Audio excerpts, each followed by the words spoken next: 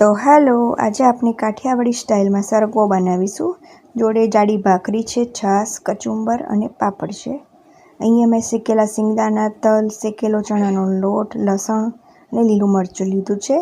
આ મસાલા છે.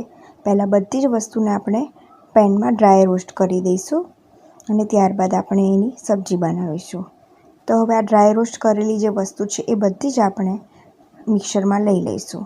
લસણ, શેકેલા સિંગદાણા, તલ, લીલા મરચાં આ બધું જ આપણે ક્રશ કરી અને એની પેસ્ટ બનાવી દઈશું.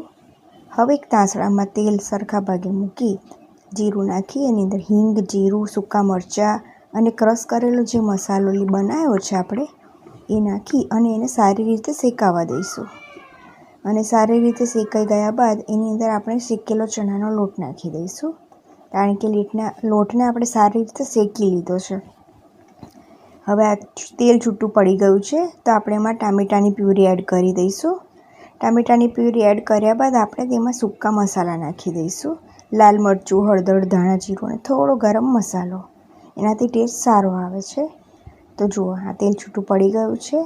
હવે મેં સરગવો બાફ્યો હતો એનું જે પાણી હતું એ નાખ્યું છે.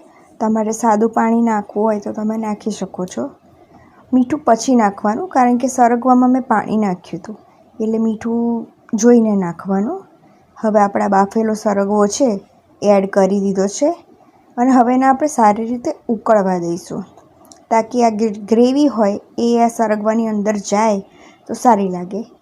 અને પછી અંદર ગોળ અને 2 કે 3 ચમચી દહીં, તમારે જે પ્રમાણે ખટાશ જોઈતી હોય એ પ્રમાણે તમે દહીં નાખી શકો છો. મોડું દહીં લેવાનું અને એને ઉકળી દેવા જેવાનું. અને પછી આપણે અંદર કોથમીર નાખી દઈશું.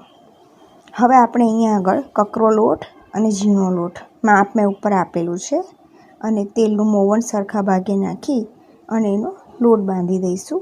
લોટ થોડો ઢીલો બાંધવાનો, કારણ કે કકરો લોટ છે ને એટલે આ લોટ પછી થોડો કડક થઈ જાય છે. હવે એની કલાડી ઉપર આપણે સહેજ જાડી અને એમાં કાણા પાડી દેવાના એવી ભાખરી વણી લઈશું. આ કાણા પાડવાથી ફૂલતી નથી અને સારી લાગે છે ભાખરી.